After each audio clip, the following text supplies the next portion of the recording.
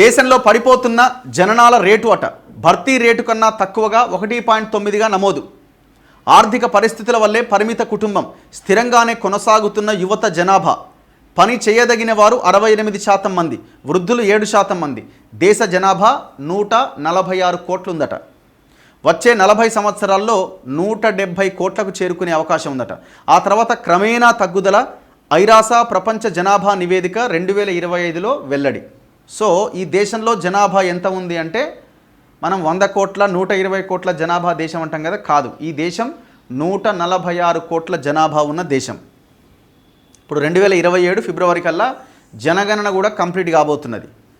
సగటు ఆయుర్దాయం పురుషులైతే 71 ఏండ్లట, మహిళలైతే 74 ఏండ్లట. అంటే యావరేజ్గా మనిషి జీవితకాలం ఎంత ఉందట? 71 ఏండ్లు పురుషులు బతుకుతున్నారట, మహిళలేమో యావరేజ్గా 74 ఏండ్లు బతుకుతున్నారట. సరే, ఒకరు 60 ఏళ్ళకే చచ్చిపోవచ్చు, ఒకరు 30 ఏళ్ళకే పోవచ్చు, ఒకరు 94 ఏళ్ళు చదువు, ఒకరు 100 ఏళ్ళు బతకొచ్చు. అట్లా యావరేజ్ ఏజ్ ఆయుర్దాయం. ఒక పక్క ఆర్థిక ఇబ్బందులు, మరో పక్క ఉరుకురు పరుగుల జీవితం. దీంతో దేశంలో జననాల రేటు వేగంగా పడిపోతున్నది. దీనికి రకరకాల కారణాలు ఉన్నాయి. పిల్లలు కావాల్సిన వాళ్ళకు కూడా రకరకాల ఇష్యూస్తో పిల్లలు కావట్లేదు. ఫెర్టిలిటీ రేట్ అనేది చాలా దారుణంగా పడిపోతున్నది. అది ఒక భాగం అయితే, వద్దనుకుంటున్న వాళ్ళు ఇంకొక భాగం, అసలు పెళ్ళే వద్దు నాకు అనుకుంటున్న వాళ్ళు ఇంకా చాలా భాగం. ఇట్లా రకరకాల దీంతో జన్మించే వాళ్ళ సంఖ్య, పుట్టే వాళ్ళ సంఖ్య తగ్గుతున్నదట. సో ఇది 2040 నాటికి 170 కోట్లకు చేరి ఇంకా క్రమంగా తగ్గుకుంటూ వస్తుందట. 50 ఏళ్ల క్రితం సగటున 5-6 పిల్లలు ఒక కుటుంబంలో ఉండగా ఇప్పుడు ఒకరు లేదా ఇద్దరితో సరిపెట్టుకుంటున్నారు. ఈ పరిస్థితి భవిష్యత్తులో జనాభా పెరుగుదలకు సవాల్గా మారబోతున్నది. ప్రస్తుతం ప్రపంచ జనాభాలో మన దేశం అగ్రస్థానంలో కొనసాగుతున్నది. భారతదేశం అగ్రస్థానంలో ఉన్నది. భారతదేశ జనాభా ఈ ఏడాది 146 కోట్లకు చేరుకున్నది. దేశ జనాభా పెరుగుదల ఎదుర్కొంటున్న సంక్షోభాన్ని ఐక్యరాజ్య సమితి తన జనాభా నివేదికలో వివరించింది. UNFPAకు చెందిన స్టేట్ ఆఫ్ వరల్డ్ పాపులేషన్ 2025 నివేదికను మంగళవారం విడుదల చేసింది. భారతదేశ జనాభా భర్తీ రేటు కంటే జననాల రేటు తక్కువగా ఉందని దానిలో వెల్లడించింది. జనాభా పెరుగుదల తగ్గుదల సంక్షోభం కాదని, జననాల రేటు తగ్గడమే నిజమైన సంక్షోభమని పేర్కొన్నది. లక్షలాది మంది ప్రజలు పునరుత్పత్తి లక్ష్యాలు చేరుకోలేకపోతున్నారట. జననాల రేటు 1.9కి పడిపోయిందని, భర్తీ స్థాయి 2.1 కంటే తక్కువగా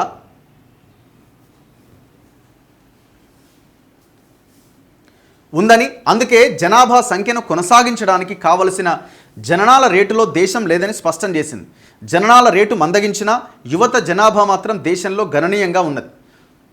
0 నుంచి 14 ఏళ్ల లోపు వాళ్ళు 24% మంది దేశ జనాభాలో ఉన్నారు. 10 నుంచి 19 ఏళ్ల వాళ్ళు 17% మంది ఉన్నారు. 10 నుంచి 24 ఏళ్ల వాళ్ళు 26% మంది ఉన్నారు. పనిచేసే వయస్సు అంటే 15 నుంచి 64 సంవత్సరాల వయసున్న వాళ్ళు 68% మంది ఉన్నారు. అంటే అందుకే అంటాం కదా, యువత ఎక్కువగా ఉన్నారు ఈ దేశంలో అని. కానీ ఆ యువతని ప్రభుత్వాలు నిర్వీర్యం చేస్తున్నాయి. రకరకాల మత్తు పదార్థాలు విచ్చలవిడిగా దొరకడంతో ఈ 65 ఏళ్ళు దాటిన వృద్ధులు మొత్తం జనాభాలో 7%గా ఉన్నారు. ఆయుర్దాయం అంచనా పెరుగుతున్న నేపథ్యంలో వృద్ధుల సంఖ్య వచ్చే కాలంలో మరింత పెరుగుతుందని అంచనా వేసింది. ఇట్లా ఈ జననాల రేటు ఎందుకు తగ్గుతున్నదంటే, గతంలో సగటున ఒక్కో మహిళ 1970లో 5 పిల్లలకు జన్మనిచ్చేది. ఇప్పుడు 2కే జన్మనిస్తున్నారు. మహిళల్లో విద్య ఆరోగ్య సంరక్షణ పెరగడం కూడా దీనికి కారణం. మాతృ మరణాల సంఖ్య గణనీయంగా తగ్గింది. ఇప్పటికీ రాష్ట్రాల మధ్య కులాల్లో ఆదాయ వర్గాల్లో అసమానతలు అలాగే ఉన్నాయి, ఇంకా పెరిగినాయి. ఒక రకంగా చెప్పాలంటే ప్రతి ఒక్కరికి స్వేచ్ఛ పునరుత్పత్తిలో సొంత నిర్ణయం ఉన్నప్పుడు జనాభాతో వచ్చే లాభాలు నిజంగా అందుతాయి. పునరుత్పత్తి హక్కులు ఆర్థిక శ్రేయస్సు కలిసి ముందుకు వెళ్ళడానికి ప్రదర్శించే సదవకాశం భారత్ ముందు ఉన్నది.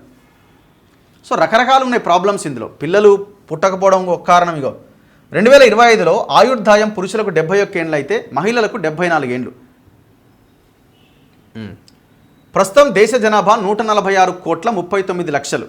వచ్చే 40 సంవత్సరాల్లో అది 170 కోట్లకు చేరుకుంటుంది. అక్కడి నుంచి మళ్ళీ డౌన్ఫాల్ స్టార్ట్ అవుతుంది. 1960లో భారత జనాభా 43 కోట్ల 44 కోట్లు. అప్పుడు మహిళల సగటున 6 పిల్లలకు జన్మనిచ్చేవాళ్ళు. ఇప్పుడు సగటున 2 పిల్లలకు మాత్రమే జన్మనిస్తున్నారు.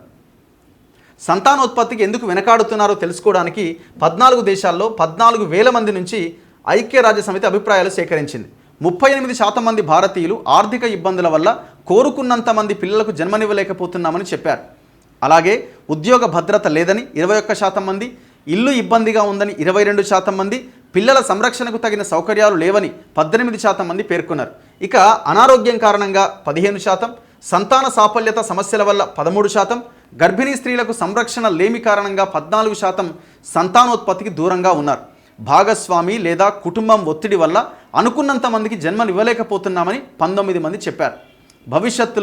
భవిష్యత్తు పైన భయంతో కూడా చాలామంది పిల్లలకు దూరం అవుతున్నారని ఆ నివేదిక వెల్లడించిందట. ఇట్లా రకరకాల ఇష్యూస్ ఉన్నాయన్నమాట. అందుకే జనాభా ఇప్పుడు 146 కోట్లు ఉందట, 175 కోట్లకు చేరుకొని అక్కడి నుంచి మళ్ళీ డౌన్ఫాల్ స్టార్ట్ అవుద్దట.